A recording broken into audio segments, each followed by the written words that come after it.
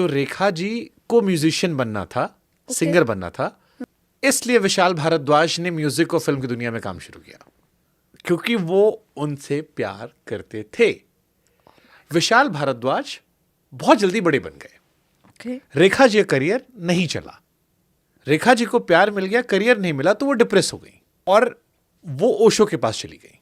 अच्छा, शादी छोड़ के, ये रेखा जी का बताया हुआ किस्सा है। सो वो चली गई ओशो के पास। अब कोई दूसरा मर्द होता तो शादी टूट जाती। विशाल भारद्वाज ने 1 साल तक इंतजार किया।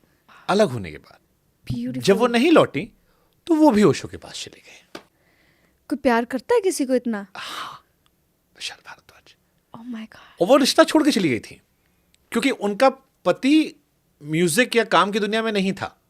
वो उनको देख कर आया था, उनको बड़ा बनना था रेखा जी को, और वो इस बात से परेशान थी कि मैं बड़ी नहीं बन पा रही। मौके मिल रहे थे, कुछ गाने आए, नहीं चले, तो वो छोटा फील कर रही थी या असहज फील कर रही थी, और उस कुंठा या कह लो कि परेशानी में वो चली गई, सब छोड़ के शांति की तलाश में। फिर विशाल की ओमकारा हुई, ज़बां पे लागा लागा रे, हाँ, नमक इश्क का है रे, तेरे इश्क का। और फिर रेखा जी दोबारा लौटी, जब पीस हासिल किया, ईश्वर के करीब गई, वहां से फिर सारे गाने बढ़ने शुरू हुए। रे कबीरा और पीयूष मिश्रा ने बहुत सारे गाने दिए।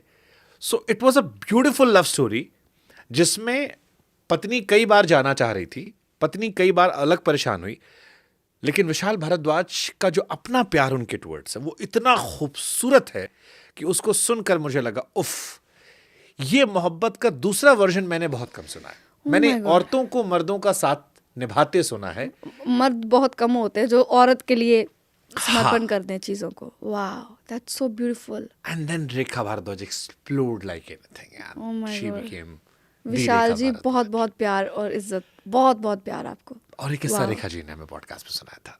That's beautiful, she is lucky.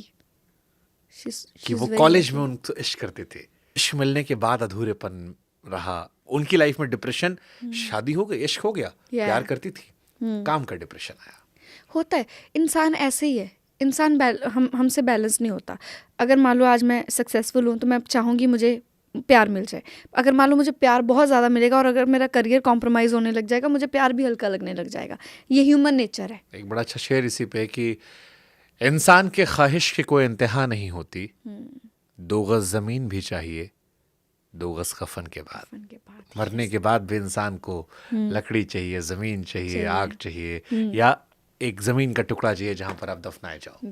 तो ख्वाहिशें ख़त्म नहीं होती। ख्वाहिशें होनी भी नहीं चाहिए, लेकिन ख्वाहिशें सही होनी चाहिए। ख्वाहिशें मैं मानती हूँ कि ख़त्म होनी नहीं चाहिए। आपके अंदर वो इंसान रहना चाहिए जो ख्वाहिशों से भरा हुआ है। आप ज़्यादा अच्छे से ज़िंदा रह पाते हैं।